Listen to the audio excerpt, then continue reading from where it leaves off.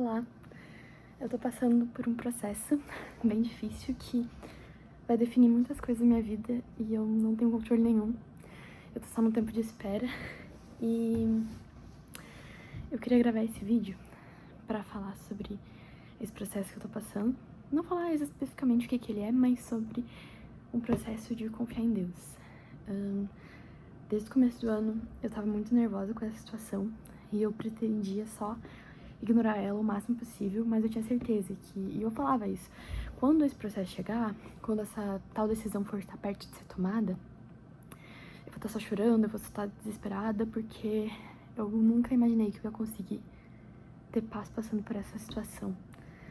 E a situação agora chegou mais perto, ela começou a piorar, eu achei que ia terminar no começo do mês, eu já tô no final do mês e ela ainda tá aqui, cada vez piorando mais.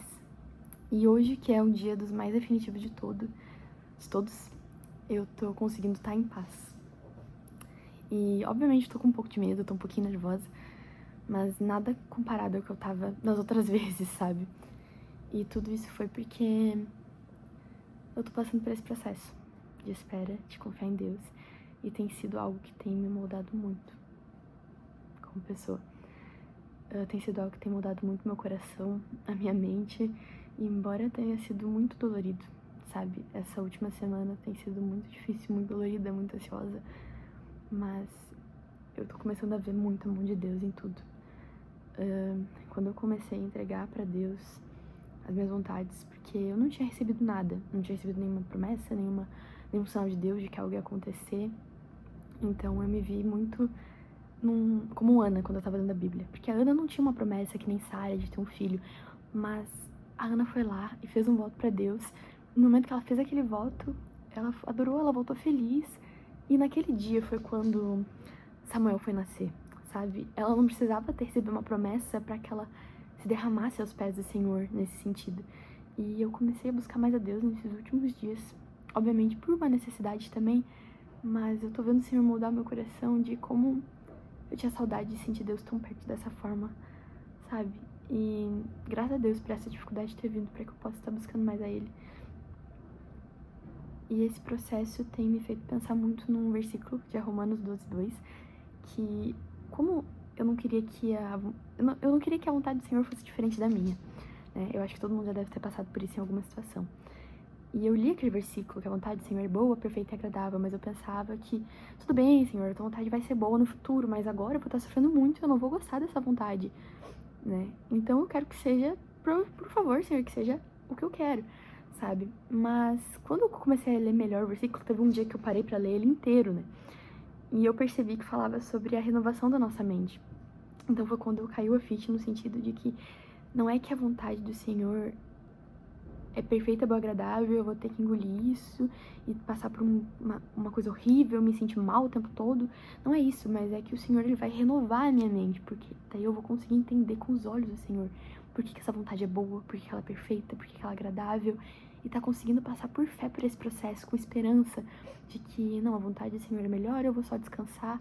E é muito difícil pra mim essa questão de, por exemplo, entender de descansar plenamente quando é algo que eu não tenho controle nenhum. Mas eu acredito que no momento que eu não tenho controle nenhum, deveria ser o momento que eu mais deveria estar plena, mais deveria estar descansada, porque querendo ou não, é só Deus que vai ter o controle. Então isso deveria ser algo muito bom, nessa visão de realmente confiar que o nosso Pai dará o melhor pra gente, sabe? E outro versículo também que tem falado muito comigo é Jeremias 29:11, que diz que o Senhor tem planos pra nos fazer prosperar e não de nos causar dano. Então, a gente confiar que, independente do que estiver acontecendo, os planos do Senhor são os melhores. Mesmo que talvez doa agora, mas esse processo tem me feito realmente sentir Deus perto de novo, sabe? Sentir que Ele não estava tão distante que eu estava sentindo antes. Parece que tá buscando Ele, mesmo que numa dor, tem feito com que eu realmente sinta Ele. No momento de mais ansiedade, eu sinto como Ele tem me abraçado, como Ele tem me acalmado, e isso tem sido muito bom.